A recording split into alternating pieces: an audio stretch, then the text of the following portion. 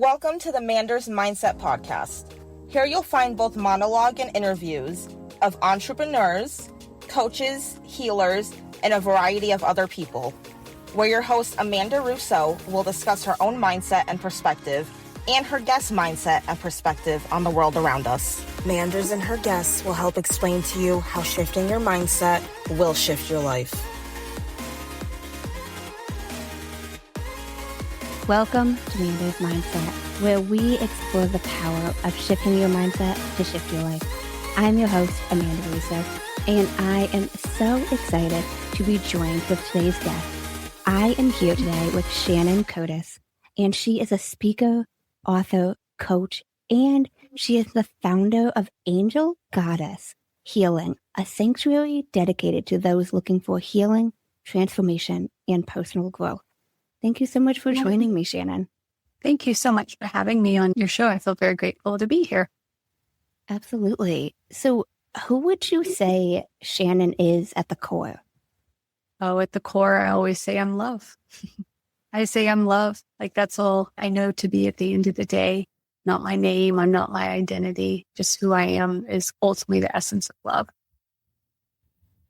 Would you say you've always been the essence of love? I've always been that. I haven't always known that. I feel like at the core of everybody, that's who we are. We strip away the identities, but I would definitely say I didn't always know that. But as I've done a lot of my healing in the last few years, I've just come to understand that it all comes down to just love. At the end of the day, that's who we are and what we're here to experience. And so that's kind of a simple question for me. Doesn't mean it's always easy to remember. But at the same time, I do truly believe at the end of the day, the essence of who I am is just love. That is beautiful. I love that. Can you take us down memory lane a little bit? Tell us about your upbringing, childhood, family dynamic. Yeah, so I was the youngest of three girls. We were all very close in age. My parents got married. I think my mom was 3 days after her 18th birthday. They had been dating a long time. And my grandfather said, you either have to be married or graduated or you have to be 18. And so she was still in college. And so she decided they got married. They've been together forever and had three girls, but we were all very close in age. And I think by the time she was 23, we had all three of us. And so as you can imagine, it was, like a little bit of the fun, but chaos and the sense of having girls everywhere. And just my dad worked out of town a lot. And so that was hard at times in the oil and gas industry. He had to be out of town. So that left us alone. But I would say the dynamics, pretty average family. So there's dysfunction in every family. But I would say overall, I had a really good upbringing. Looking back, and some of my trauma that I had happen when I was younger definitely played a part. But I would say overall, I had what you would just call a really good childhood. I gotcha. Were you close with your sisters? Yep, we're my middle sister. We are 18 months apart, so we shared a room. I remember, and then my oldest sister, she's only a couple of years older than me, so we're actually to this day still very close, and live in the same city, and our kids, and they go to the same high school and things like that. So yeah, I would say for the overall, there's three of us, so usually there's always two that are maybe closer, and then one, and we kind of rotate. But I would definitely say overall, I'm lucky to have. Yeah, two older sisters. That's good that you have a good relationship with them. Yeah, we've been through our struggles. I would definitely say when we get into, my traumas or my addiction, that really, really affected the family dynamics. Absolutely. Now, how was school for you growing up? School was not the easiest, I would say, as far as grades. So I started playing music, the oboe, when I was in second grade. We lived in Houston. And so you had to go to a school that you weren't zoned to. You had to do the music program. And so I started in second grade and played all the way up to college, played until my freshman year of college, and went to Europe for a little bit and played at Carnegie Hall when I was a senior. And so music was always a big one for me. But as far as grade, I struggled a lot. My brain, now I know it's my superpower, but at the same time, growing up, I didn't understand why my brain just didn't think the way other people did. I wanted to get around it in a way different way than like A plus B equals C. I wanted to think about it. Maybe if B is this, that's how my brain always worked. And so I found school was a big struggle for me. But surprisingly, I didn't finish college, but I just started up college again to finish my degree. And I'm actually have A's and a 4.0 GPA. So that's been a really nice adjustment, but finding a school that really works for me. I think that's the biggest. So you say you didn't finish college, but what did you start going for? Music education. I went to Baylor. It's a big school here in Texas. And I went for a year. And again, I just couldn't keep up with the grades. And then I never wanted to really be a music teacher. I wanted to do music therapy. I always have this theme of therapy because I ended up becoming a massage therapist and now I'm in the healing space. So looking back, I always wanted to do that line of work. But when it came down to it, college, the college system, it just, I didn't fit into that system. It didn't fit well. And it was a 5-year program. And like I said, after a year, I struggled with the religion. I struggled. You had to take classes in Old Testament. And I failed Old Testament twice. And it was the hardest class ever. And so that was kind of an eye opener too, where it just didn't feel like it was a good fit for me. So how was that process, like leaving college? I stayed there for a little bit and I did junior college for 1 semester. And actually it was right when 9/11 happened because it was 2001. So my plan was to do a little bit of summer school there and then transfer to another school that actually had music therapy program. And I got accepted for the music and everything. And then my GPA wasn't good enough from that 1 year. I don't really live with regrets, but I definitely think that was a consequence. That was really hard because that's one of those moments in your life. I could have maybe, if I would have gotten into that program and got to do music therapy, my life would have maybe looked a little bit different. So I wasn't able to. So I came back home. And then my middle sister and I, we got an apartment and I worked. And then we ended up moving down to the Florida Keys and becoming a massage therapist about a year after that. So we figured it out, but I just felt like I was going to try college, didn't work. And then I went on my way and kind of dove into the real world.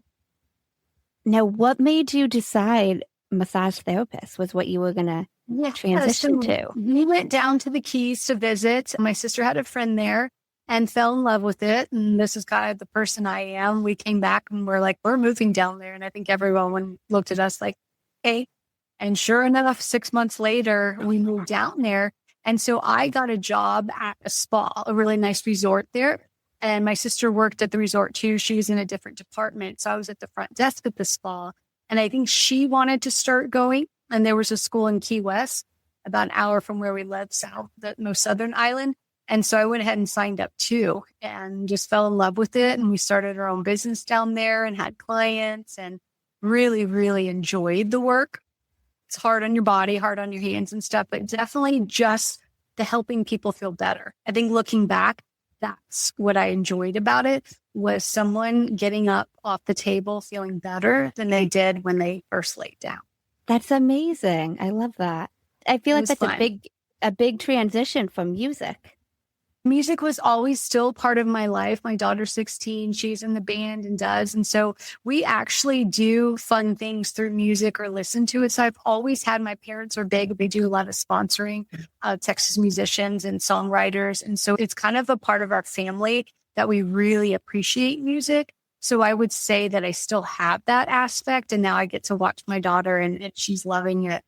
Just get to see the help that music does. It really just brings out certain sides of us and helps draw out emotions. And so we use it a lot for different healing therapies too. I get that. I completely agree. There's a lot of benefits in tones, vibrations, whatever have you. I got certified in sound healing about a year ago. So the bowls, there's a lot of benefits to all of that. I have one of the little flute behind me, the wooden one, but I love all those. I have the sound bowls and I've really been getting into that. But like you said, I do think there's something with the frequency and the sounds. And I just saw something about how what we watch and listen to, the different hertz and stuff, the frequencies, it does play a big thing in our bodies. And so I'm actually really careful what I listen to, because I think what you put in your brain really, really can help or hurt. And so I'm always careful. So music's a big one. What words I listen to, or my daughter, I really try to pay attention to that, because I do think overall it can have an effect on. I completely agree. Sometimes we might not even realize the effect it's having unconsciously. Like you said, it's that first step of even being aware of, what am I listening to? And that's what I tell people. First, you have to be aware and curious. What am I listening to? Do you really pay attention to the song lyrics? Or are you just singing them? Because I'll never forget when I was at this beautiful treatment center in the Meadows in Arizona. I remember we talked about that and we played a song. It was a women's group and it was the Rihanna Black and Blue. And I'll never forget listening to Love on the Break. I think that's what it's called, Love on the Break. And it was something about black and blue. And it's basically not in the best light. And I never really stopped to listen to those words. And I remember us talking about how that's really going into our brain thinking that's love. That's love. And so it's those little subconscious things that we're told, whether it's shows we watch, whether it's songs, whatever books we read, they all have these little subconscious things that we're not aware of all the time. So I just try to be aware. That's the first step, to at least be aware. I completely agree. Awareness, the first step with basically everything. Yeah, you got to at least be curious. And I love the curiosity. I always say curiosity didn't kill the cat. It's what set her free. And I love that because that's like, I always say, because they always say curiosity killed the cat. I'm like, no, curiosity is a good thing. You have to be curious. That's the first step, is to be curious why you're behaving the way you are. What are you listening to? What mood are you in? I guarantee if you start being curious, you start asking questions, you'll start figuring it out.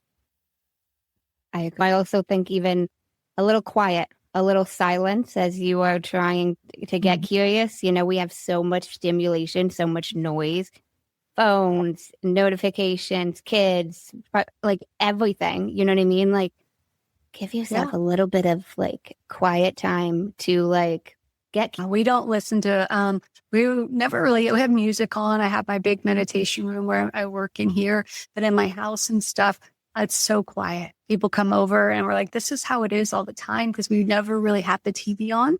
And, I don't go to sleep with the TV, but there were so many things in the past. Like you said, I wasn't even aware I constantly needed noise. I constantly needed that stimulation. And it wasn't actually helping me, but I think I was just so used to it. And so what happens is when you take all that away, are you able to sit in the quiet with your thoughts? And that's what happens is what I found a lot of my clients, when you take all of that distractions out, you're just left with yourself. It's a scary thing sometimes. And so I think that it's important to have those moments.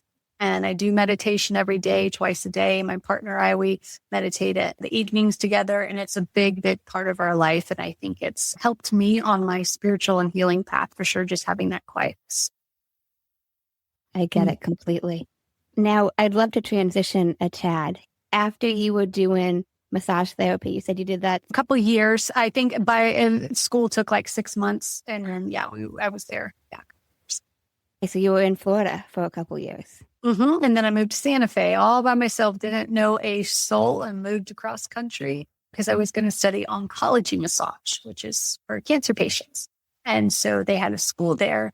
Yeah. And so again, there goes that theme of helping. And I did the spa stuff and I loved it, but my soul is always a soul that wants more. I'm always going to dig a little deeper. I'm always that's just who I've been. And that was 20 years ago. And looking back, I can see that I've always wanted to help, but I was very intrigued with oncology massage and I studied it a little bit. And then the school got shut down. Something happened. So I lived there for a year, but it was such a beautiful town to go from the Keys to go to the ocean to Santa Fe Mountains. Wow. No, you said the school got shut down. So did you not end up working with the cancer patients? No, I wanted to. I actually had an injury. I was working at a spa there. That was my main job. And then I started doing, the school was just every so often. It wasn't like a big college or anything. And so I think they stopped that, but I had a wrist injury. And so I had that moment and it was about a year. And again, it was just intuitively in me I was ready to come back to Texas. I had gone to Florida, moved to Santa Fe, didn't know anyone, kind of created this life. I really needed to get away and just wanted to become healthy. And I was the healthiest version of myself that I had been. And so after that injury, I was like, okay, I think I'm ready to come back to Texas. And so that's what led me back home and to Texas and been here really since. How long ago was that about? Oh, yeah. Like I said, 20 20 years ago, I think. And I'd have to look. Yeah, because right after that, within the year, is when I met my ex-husband. And within 3-4 months of us dating, pregnant, married, and so my daughter's 16. So yeah, so it's been a good amount of time since I've been back. So what was life like for you when you first came back? You had the injury. Did you start working? Or I did. So when I came back, I was working with my family. They're in the oil and gas. And so I started doing a little bit of that. I got a little massage therapist job at a spa where I lived, the town, but it wasn't enough to really make a difference, for the amount paid rent and all of that. So I got my first apartment and here. And so I started working for my dad and I started doing that. And then I met, like I said, my ex-husband and then I didn't work for until a couple of years ago when I started Angel Goddess Healing. I wouldn't have a career. I didn't really have a drive I did some dog stuff and dog training for a little bit that I was maybe interested in, but it was just something that I didn't know what, but I knew there was something I was supposed to be doing that I wasn't doing at the time. And so that played a big role, and probably like my divorce and making that step was just wanting to explore that little thing inside me. I gotcha. Now I'm curious, I'm transitioning back a tad again, but you mentioned a sanctuary that you went to in Arizona. I think you said. Uh-huh. Yep. When was that you went to this place? Okay. So I got married and then we had my daughter had a really hard time getting pregnant, staying pregnant, had lots of miscarriages, had 5 miscarriages. And I never dealt with that grief. I never dealt with that. And so that plays a lot into my story, is that I never really took the time. I'll never forget. I didn't even know you could have it, where they went in to do the ultrasound and check the heartbeat and there was no heart. I didn't even know that was possible. So you can imagine the shock, like you're sitting there and the lady's, doing it. And she's like, how far along are you? And you're trying to tell her. And she's like, oh, and then you get, well, just wait for the doctor. And you're like, I still didn't think anything was wrong because I didn't even know that was possible, that you could, lose a baby without actually miscarrying. And so that was gut wrenching when I had to go sit in her office and she said, there's no heartbeat. And I'll never forget that. And I walked out of there with a prescription, I think for Valium, for pain medicine and antidepressant. And so that was that first thing of that helped, because piecing my addiction it was always there in the making, because I never dealt with the trauma. And then I never get a card for a therapist or for a grief counselor. I literally got prescriptions. And so I had to go back in a couple days and check again, and there was no heartbeat. And so that was really hard to have that first surgery. But they said, you're good to go.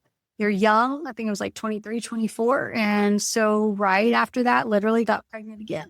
And I just thought, okay, this is a God thing. This is just to teach me that you need to appreciate pregnancy. And every time I got pregnant, I always appreciated it. And it was about a week before our big wedding. Everyone was coming in and we had a bunch of people, and he was celebrating kind of his bachelor's and my bachelorette. And I started bleeding heavily. And it was so painful. And I ended up in the ER that night with my mom. And it was the most gut-wrenching thing. And I'll just never forget the visuals of that and the feeling of it. And just, I know what was going on. But at the same time, they came back and said, well, your numbers look okay. So they sent me home and put me on bed rest. So I remember for like 2-3 days, just like feeling like I'm not even going to get off this couch. I'm going to save this pregnancy. And I got the call on Monday from my doctor. I had to go in and check my numbers, and they checked them again and they weren't going down. And so she let me know that they're going down. So that means this is not a viable pregnancy, and you lost a good amount of it. So I went back a couple days and the numbers weren't going down the way they wanted. So it's Thursday night. I have all of my guests flying in, my maid of honor, everyone the next day, Friday for rehearsal dinner. They called me Thursday night and said, your numbers aren't going down. So we need to bring you in the morning to have surgery, emergency D&C. So, you don't get in trouble and have any problems. And so I show up there. I remember everyone got their nails done and I did later. But it was that thing. They pushed me first thing in the morning to have the surgery, knowing getting married the next day. And it never crossed my mind to cancel, just to grieve. And so I had my surgery Friday morning, and then Friday night I had my rehearsal, and the next day I got married. And the thing that stuck out the most was, again, you're on pain medicine, you just had surgery. And I was, drinking all the champagne, and it taught me to numb it. It taught me the pain medicine, alcohol, whatever substance got me through instead of just stopping and really sitting with the pain. And so those were some big, and it got harder and harder till I had my daughter, who's truly a miracle baby. But it was really, really painful. And that's where I would say my addiction stuff free my daughter. It started right the day I gave birth to her with the C-section, but the pain medicine, I attached it helping to numb pain, but it was really emotional pain. That was numb.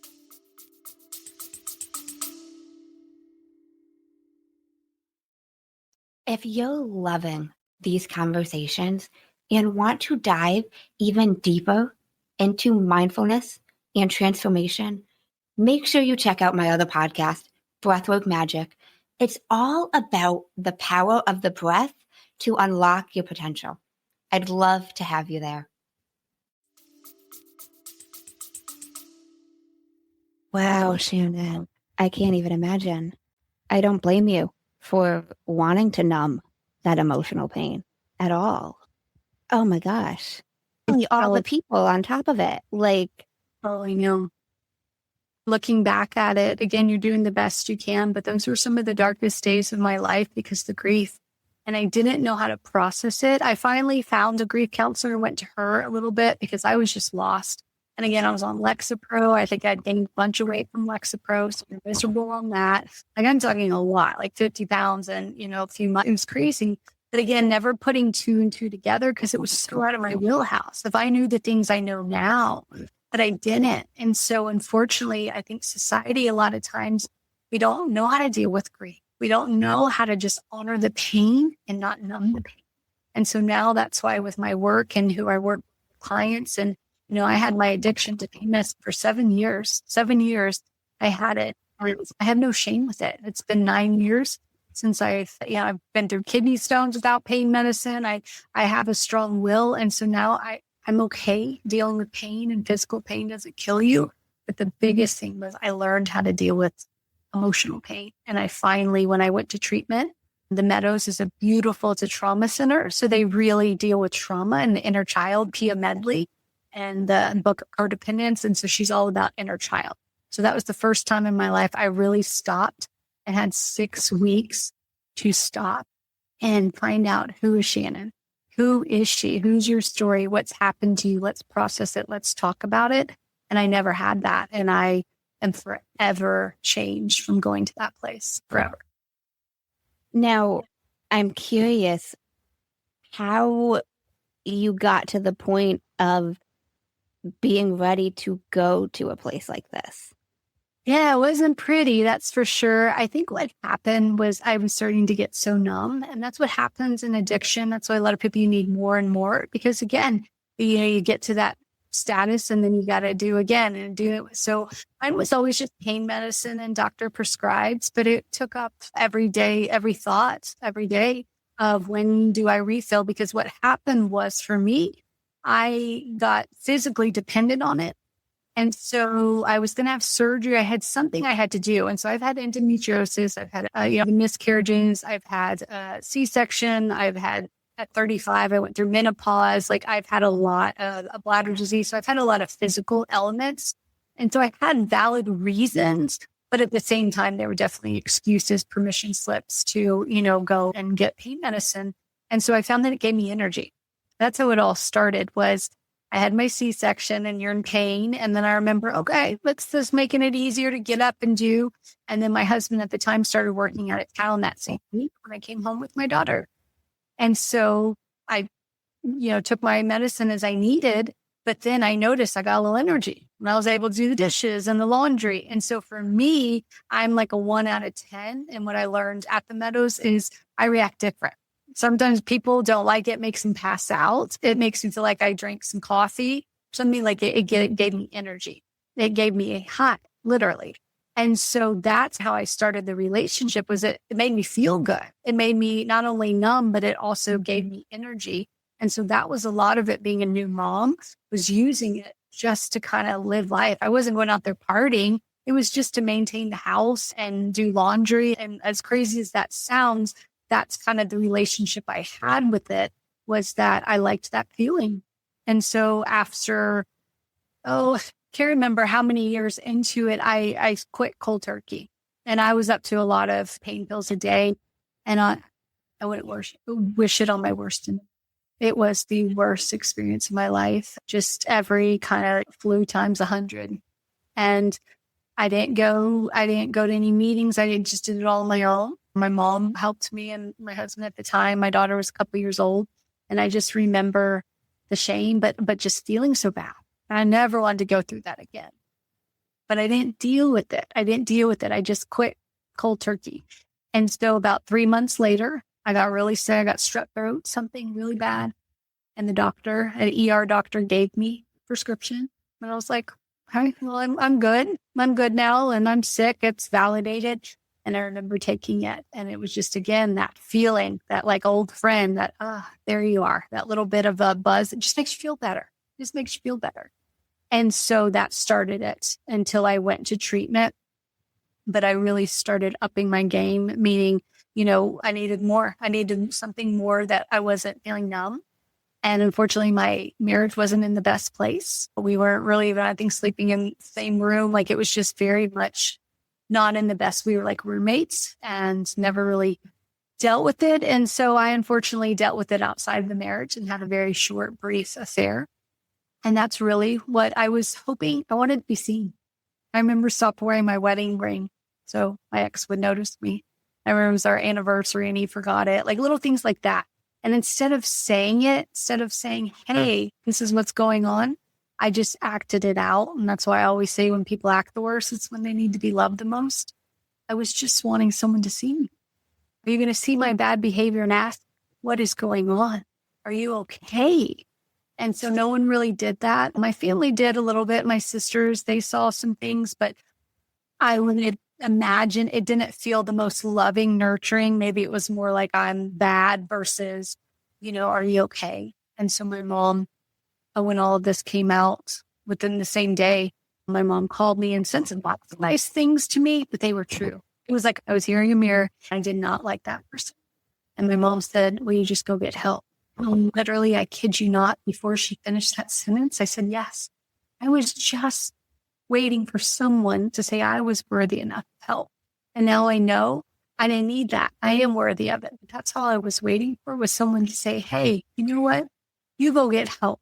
You go fix your heart. You go see what you need." And so that was probably the most heartbreaking thing looking back, is that I was waiting for someone else to tell me I was worthy to heal. And so I left the next day and got on a plane and never looked back. But I remember being there, and it was at nighttime when I got there, and they have all these stones and beautiful things that people paint that leave. And there was one that said, "It's always darkest before dawn." And I'll never forget the sunrise coming up in the morning and seeing that dark and seeing that and remembering it is, it's always darkest right before that sun comes up. And I never looked back. And the most beautiful God thing was, I didn't have any withdrawals. I didn't have anything because I didn't want to have withdrawals. I didn't want to be sick because I didn't want to miss any part of the 6 weeks. I was like ready. And so I was good to go when I just started and never looked back. And I really dealt with everything that I possibly could have up until that point. And it just taught me I could be sober, and I liked who I was. That's beautiful, Shannon. I want to highlight how you mentioned when people are acting the worst, they need to be loved the most. Yeah, because there's a reason why. It goes back to that curiosity. When my daughter's acting out or doing, I don't always go to, again, I never say punishment. I say consequences, because there's a reason why. And it could be silly because she's a 16-year-old, maybe just hormonal, or there could be something going on. There could be something with school or a boy. And so that's what I always try to say, or with my clients, be curious. Don't be judgmental. I think there's a big difference of being curious of why someone is acting the way they are versus judging them. Because I guarantee, like you just said, now knowing my story, you probably don't have as much judgment about my addiction, knowing all the pain. But when you don't know that, and all you think is just some, woman who had everything and just chose to be an addict, that's not how it is. And so I got a lot of shame with that word addiction. And it took me a long time to get over that, where now I'm like, that was just a beautiful tool. Literally, it was a tool that helped keep me alive and keep me engaged. Because if I didn't have the tools to deal with my trauma, and so how can I shame myself for not knowing that? Not knowing. And I always say, when you know better, you do better. And so once I thought that out, I was like, nothing is, I remember I hurt my arm, almost broke it, and went to the ER, and they were asking if I wanted medicine. I said, no. I'd just gotten that grit, like, no, it's not, like, I am just not doing that anymore. I'm going to face the pain, whether it's physical pain, emotional pain, mental pain, whatever it is, I am ready to do. And so that's what I do now, is constantly just facing my fears, because the only way to make your fears go away, disappear, is you got to look at it. It's like it's the exact opposite. The only way to make something go away is to look at it. So thank God at that time I was ready to look at everything, and it went away. I never had a craving. Didn't drink alcohol for about almost 5 years. And then I did for a little bit. And then now I think it's been 2 years, but I did the whole AA thing. I did the 90-90 when I came back, and I really immersed into that. And now I don't even know the date. It just stopped serving me. Just one day I was like, I don't really. And so that's when I truly knew that I'm done with it, because it wasn't because I had to, or it wasn't because I was trying to save my marriage, and that's why I stopped drinking. I don't drink because it doesn't make me feel good. I don't feel as good. I don't get to feel as close to spirit and God if I drink. And so for me, it was just a simple thing of letting it go. Wow, that's beautiful, Shannon. That's amazing. I love that comment that you made, like people acting their worst. I think that's even so true for little kids who might not be able to express fully whatever it is they're thinking, feeling, experiencing, like, why are they acting this way? They need a little more compassion. They need a little more love. More love is what you said. I think, unfortunately, like you said, if they're kids, they have so much pressure that they forget to be kids. And I think we should all stay kids as long as we can, if not forever, because it's that innocent, that childlike, that giggling, that laughing. When I was in treatment, the first time I laughed, I was on a swing because I felt so shameful and bad. And everything in my life just exploded, and, these dirty secrets come out.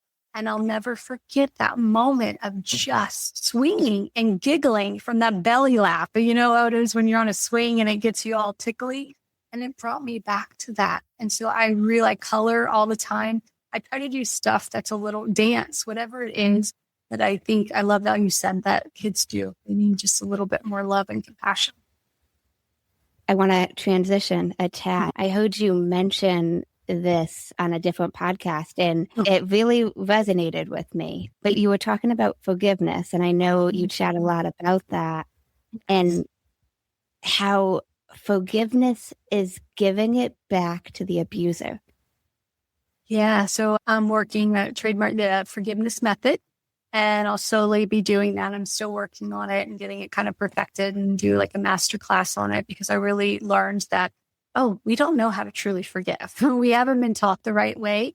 And so I feel like forgiveness is forgiving your pain back to your perpetrator, and forgetting is forgetting your power. Because when we literally give it back to that person that hurt us, it's like, that's your shame. That's your pain.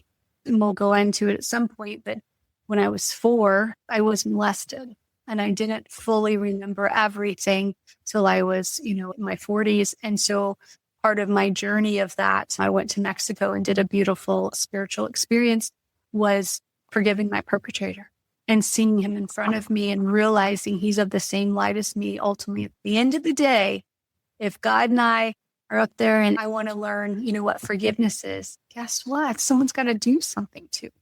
Right? So it's like you have to have discernment. And so I saw it in that higher perspective of that's what forgiveness is literally saying, I'm not your pain. That's your pain. That's your pain. My pain, I'm going to work on healing it. But what happened to me, what you did to me, this says nothing about my worth. It says nothing about who I am. And so when I did that, I realized that I got all my power back. Because when you let the perpetrator and you just let them give them all the power, that's what happens, is they're literally holding your power. And I'm like, no, no, no, I want my power back. And so I can honestly say I have forgiven everybody in my life. And there's some people that someone would say don't necessarily deserve it, or even like active abuse. How do you do that when someone's actively hurting you? And I've just learned you have to keep giving it back to them. And when you know your worth, you know their actions, nothing to do with you. It's all about them. It's a reflection. And so it's just very simple, yet we complicate it. And that's like my passion in the world, is sharing this forgiveness method, is so people can understand how to actually forgive other people, but really forgive themselves. How did you come up with this? So my children's book that I wrote is, I would say, it's like a hybrid children's book called No More Monsters Under the Bed. And it's this beautiful journey of a girl who's scared of the dark, and she has a guardian angel who comes and helps her. And they go on this journey. Well, part of her journey, she meets 7 animals, and they all give her little gifts. And so it's basically going up your chakras. And each animal is very special. Like the root is a cardinal. And so the kids don't know that you're really introducing the chakras, but there's 7 animals, and then each come in and help her remember her special gift. And so that was really born. And then I have a series of 7 books for the children coming out. And I say children, it's hybrids, inner child in us all. And so the first one I just finished for the series, and that's the cardinal one, the root, but it's all about anger and doing that. And so each book is going to be based off of that animal and that chakra and how we walk through that. And so that really got me on my forgiveness method, because it's a 7-step, and it's starting with the root. You have to start with the root. You have to name the problem. And then you work up to the sacral and feel the pain and can't get stuck. And then your solar plexus and your heart. And so it just goes all the way up, but you have to start somewhere. And so the biggest thing is always say, like the root, you have to create a space to even just say what happened, say your pain, whatever it is, in order to forgive. That's the first step, is you literally have to say it, but not with judgments. And a lot of people say what happened, and then they minimize it. This happened, but it wasn't as bad. So I really work with people on not minimizing their pain, because your worst pain is your worst pain. And so there's no comparison of mine, because pain is just pain. It's just on scales. And so I really work with people on trying to honor their truth first. And then we can start working on the forgiveness, but really just feeling safe enough to say it out loud. I love how you mentioned your worst pain is your worst pain. Like for every single person, and I facilitate breathwork, and I talk about this a lot, even with my one-on-one clients. Something that bothers you so badly, the same thing could have happened to your sister, and it might not bother her the same way. Right? Because we're all different. Yeah. So I love that point that you made there. Yeah. And it teaches us not to, I think a lot of times we do that to minimize it, meaning like almost like you don't have a right to be upset, or say, like I said, I had 5 miscarriages. Do I think that someone only had 3 miscarriages has a less right to grieve? Absolutely not. And so it's that thing of, we get so caught up on judging each other and comparing and judging ourselves against each other. And so that's what happens, is pain is pain is pain. And so at the end of the day, have compassion for other people. But really, really at the root of it, I'm trying to teach people to have compassion for themselves. And so you'd be so surprised at how many people will want to talk about things, but then they really don't. They're like, well, but my dad was a great guy. I'm like, yes, but he hits you every day. Where it's interesting to see how people will justify it. And my parents, I love my parents, but there was things that I do better. And my hope is my daughter does better than me. And so it's not taking away from that, but you do have to name that to first even want to forgive, to move into forgiveness. You do have to name that. No, that makes a lot of sense about having to name it. I love this book and the whole idea for the 7 to come. I love that. And as a way to introduce chakras to younger people so they will understand, but also be interested in it. Yeah. You know what I mean? Oh, that sounds fun. Oh, there's a code note to it. There's an emotion with it. It's not just like, well, this is the color. No, this is in the visuals. So it's another God thing. I always get so many in my life, and I'm a spiritual medium. And so I was getting a tattoo. I had this big angel ring I've been wanting for a long time, but it was a big deal. I was kind of scared to get it and be like, once you get it, like there's no going back. And I found this artist, just happened to be.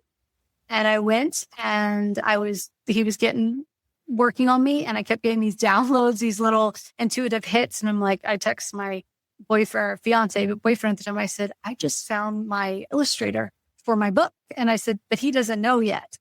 Yeah, I just got it. I knew. And so after he was done, I asked him and I said, I have this very special project. I could just tell, a sweet, sweet soul. And he said, he's from Cuba, doesn't speak good English. And we just have had this beautiful relationship, and I'll have to send you a book. And it's absolutely, these illustrations are literally out of this world. And so now he's doing all my other ones.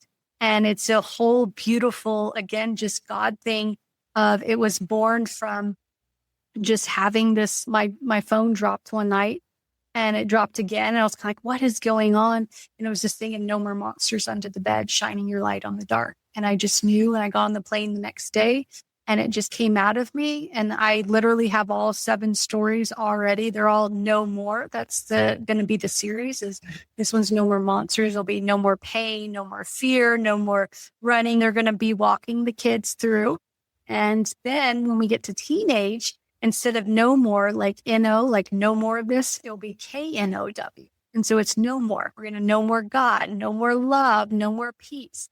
And so that's going to be another series that I already have in my head. I just got to get them written, and it will walk these kids through what it's like to fall in love first, what it's like to be a teenager, maybe lose a parent, or what it's like to have curious about sex, or whatever it is. I want to talk about the uncomfortable conversations that no one really wants to talk about, but I want to talk about them with the kids, because they're really the ones that are the future. And that's what I'm so passionate about, is the forgiveness method, that really it all started from my children's books that are, being made and coming out. It's amazing. Now, I'm so curious. I ask every guest I speak to who's written a book, prior to you writing this first one, did you always think you would write a book about something? Funny enough, I did. I remember before I got divorced, there was a hot tub one night, and I just kept telling them there's something. I'm always that person. When you see the horizon, you see the sun go down, I want to know where it goes. I'm just that person. And I said something. I said, I know I'm going to write a book. I just don't know what I'm writing. And I said, maybe I'm getting my topic right now, or something jokingly. And then the coolest thing is when I went and had my spiritual journey in Mexico, I was writing a lot. And I knew, and I wrote in there, I'm going to write a book. I knew it. And I just didn't know when, didn't know how. I never thought it'd be children's books, but I actually like it because the reason why these are so beautiful is you and I can read it, and it will just be just as powerful as a child. And so that's what I like, is helping everyone, the inner child in us all. And so it's kind of cool how it's just across the board. It doesn't matter. We all have a monster under the bed. We all have a fear. We all have something. We just have to remember our light and to shine it. And so that's what I like about this series, is it's something at any age they can read. That's amazing. I love that. No, when you were in Mexico writing, were you, if you don't mind me asking, were you doing ayahuasca or like? No. And Ibogaine. So I went to EMBO. My fiance, he works for them, this wonderful place. They've been blowing up. And so I went there and did Ibogaine, and it is a super strong one. It's very different than ayahuasca, and it's more medical. You have to be monitored, and there's a doctor and nurses and things like that. But it's a spiritual journey with them. And I always say it shows you grit, shows you things. You don't always have visuals. The cool thing is they don't really know how it works or why, but it's changing. TBIs are going away. They use it for Parkinson's, MS. They have an MS house. Like, you name addiction, it takes all the withdrawals away for heroin addicts. I don't know. Literally, you go in and you won't go through full withdrawal. And so there's things like that, but it really is working with vets for PTSD. And so my fiance, he has some brain injuries. And so he went, and I saw the difference. But when he was there, I just had that calling where, like, and the medicine starts talking to you. And so I said, I'm going to go. And I was pretty good. I was about 95% good. And then I just had that urge to go. And so that's really when I went and I was in my experience. And I told you I wrote. It's very unusual. I'm like probably a 1%, if that you really can't even move. You they call it ataxic. You can't move and you're wobbly and stuff. I just wrote. I sat up in the morning and just wrote. And it's like my blueprint. It's like, I always joke, it's like my little Bible. And I go back and that's where I wrote, you will write a book. And all these things that I wrote have come true. And so it's just a cool little thing that changed my life. And that's where I really delved into my forgiveness of my perpetrator and understanding my molestation and what happened to me.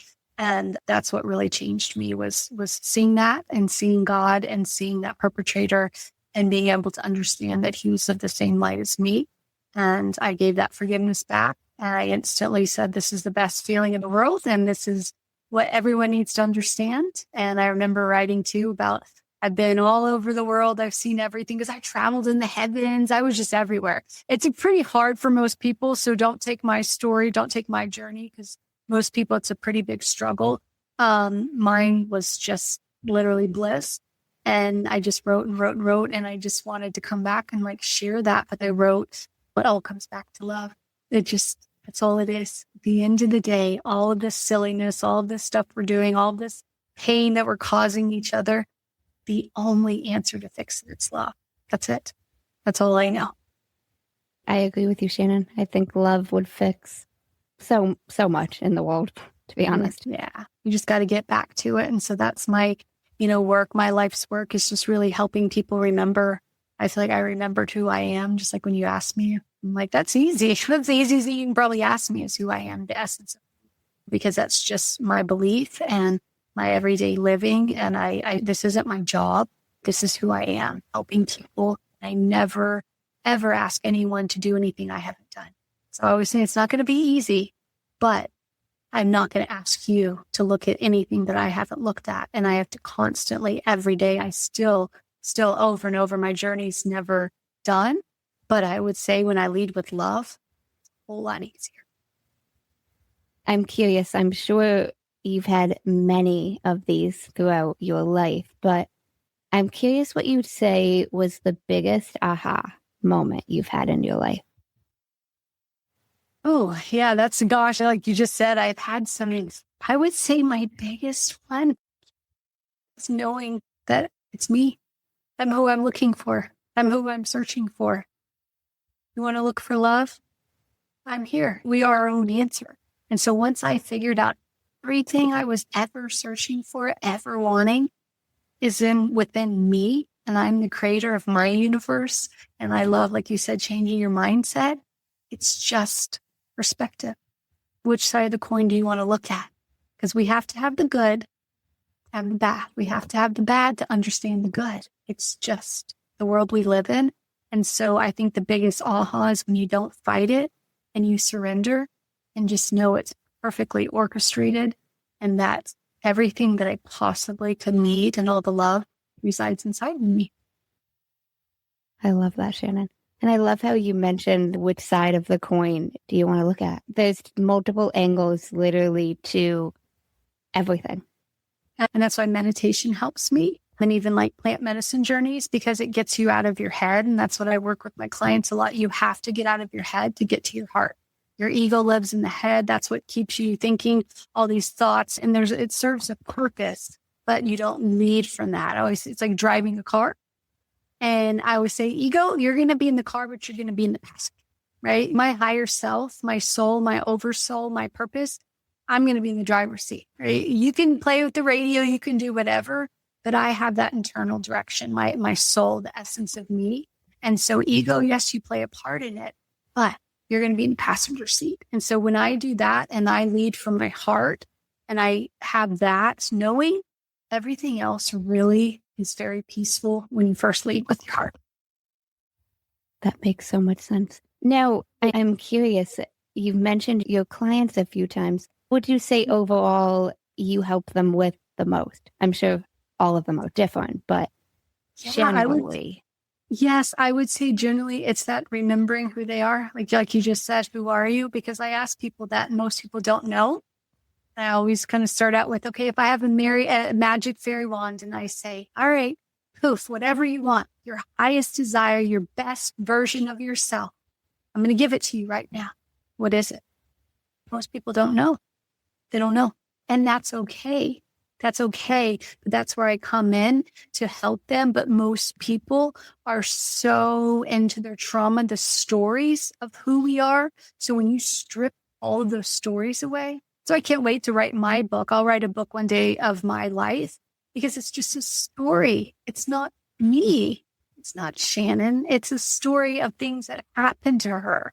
And so that's where I really think the biggest thing is that I help people bring back to, I'm also big on healing. It doesn't have to be suffering. It doesn't have to be painful.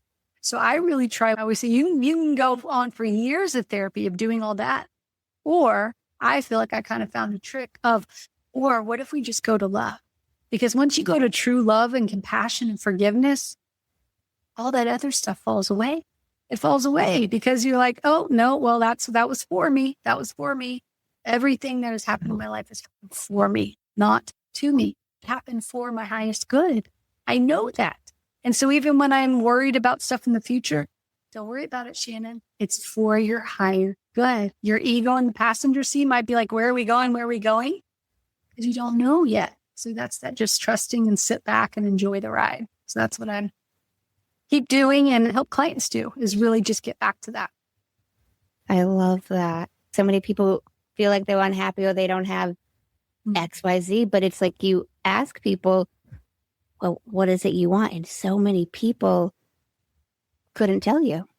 No, because we don't know what the point is. And that's where even I work with people that do go and have these beautiful spiritual experiences and then they come back. They don't know what to do. And so that's what integration, I'm an integration prep and integration psychedelic coach as well, because I help people. If you want to go sit in plant medicine, absolutely, it's life-changing. But if you don't, I'm big on intentions. If you don't know why you're doing it, don't do it. Don't do it. Have intention, just like every day. Don't just get up to get, what are you trying to accomplish? What do you want? And when you do that, you can have all the knowledge in the world. But if you don't know how to integrate it, you're going to feel lost. And so I think that's what happens to a lot of people is you can give them all the tools, you can give them all the colors and a blank canvas, and they just don't know what they want to draw. And so I think it's a great place to start for people is what's your highest passion? That's it. We're not supposed to just work like little worker bees. We're actually supposed to be here to create. So let's create some magic in your life. And what makes you happy? What makes you want to create magic? Let's create some magic. Absolutely love that, Shannon. Well, thank you so much. I really enjoyed this. You're so welcome. Thank you for having me too on this beautiful show. And I love the mindset and just everything you're doing. So I really appreciate that. Thank you. Absolutely. I feel like I'm sure you have, but have you heard of a man named Jay Shetty? Yes, I have. So he's got a podcast called On Purpose, and he ends the podcast with 2 segments, and I've borrowed those 2 segments and end my show with those 2 segments. First segment is the many sides to us, and there's 5 questions, and they need to be answered in 1 word each. What is 1 word someone who is meeting you for the first time would use to describe you as? Kind. What is 1 word someone who knows you extremely well would use to describe you as? Strong. What is 1 word you'd use to describe yourself? Love. What is 1 word that if someone didn't like you or agree with your mindset would use to describe you as? Crazy. What is 1 word you're trying to embody right now? Peace. Second segment is the final 5, and these can be answered in a sentence. What is the best advice you've heard or received? It's that we're not here to save this world. We're here to build a new one. I think that's one that really sticks out. Just not here to save anyone, just here to be me and build a new world. Love. Why is that the best? Because it reminds us that that's all our job is to be love. Just be, to be. At the end of the day, that's all I have to do to make a change in the world is just be me. It's pretty simple. What is the worst advice you've ever heard or received?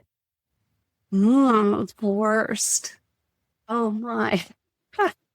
So many. It's funny because I'm trying to think of the worst. I would say anything that tells you to not listen to your intuition, not listen to that gut. I think that's probably the worst advice you can give, is to not have someone tell you to not trust yourself. It's all you have. At the end of the day, I have a lot of people in my life. I'm really the only one that got it. It's guaranteed. That's true. Why would you say that's the worst? Because I think for me, the worst I ever did was betray myself. Out of everything I did in my life and all the pain that I've endured, the worst pain that I truly endured was when I turned my back on myself and my truth and my trust and my intuition. That makes sense. What is something that you used to value that you no longer value? Money. I use money as an exchange. I need money to live in this kind of construct that we made, but there's no real value in it. When I look at it, it's just to, live among this world, but money doesn't have power, doesn't have anything over me. It can come, it can go, but there's not really anything behind that money that I don't value it in no way anymore. If you could describe what you would want your legacy to be, as if someone was reading it, what would you want it to say? And I've thought about this. I've changed a little bit. And at the end of the day, I know that I was the best mother, because I truly think that that's how I got to heal myself, is being the mother to my daughter and leaving the world a better place. And so if someone looked back 50, 100 years and read my story, out of all the trauma, all the pain, everything I went through, the greatest joy was raising my daughter and having her being an amazing human being. That's beautiful. If you could create one law in the world that everyone had to follow, what would it be? And I want to know why. One law, no judgments. We judge everybody. We judge ourselves, obviously, but judgment. Take that off the table and watch the world change, because the judgment's just fear. I would say it's love or fear. And fear is that judgment that you're different. And we're all the same. We're all here together. And we're all coming in together. We're all leaving together. And so there's no getting around that. And so that would be my hope, is that we can drop judgment and move into more kindness, openness, and love. I like that law. Thank you so much, Shannon. I really appreciate that. Thank you for those questions, too. It got me thinking. Yeah, absolutely. Now, no pressure, but I do just like to give it back to the guest. Any final words you want to share with the listeners? Just my hope is that listening to anything that resonated is that I motivated you to find a little bit more self-love today. That I motivated you to hear my stories of my pain, my shame, my addiction, all I've been the bad and I've been the good. And I can still look in the mirror at the end of the day and say, I am a beautiful, amazing, innocent child of God. And so that would be my hope, is knowing you're not your pain, you're not your wounds, you're not your actions, you're not your bad choices. You're just love. And so that would be my hope, is that they find a little bit of love for themselves and then go spread that to other people today. I love that. I will link Shannon's website and her socials in the show notes for you guys to connect with her directly. Thanks again, Shannon. And thank you guys so much for tuning in to another episode of Manders Mindset.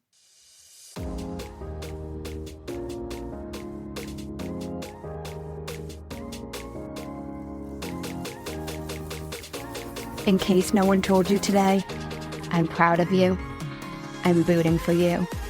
And you got this. As always, if you enjoyed the show, I would really appreciate it if you would leave me a 5-star rating, leave a review, and share it with anyone you think would benefit from this. And don't forget, you are only one mindset shift away from shifting your life. Thanks, guys. Until next time.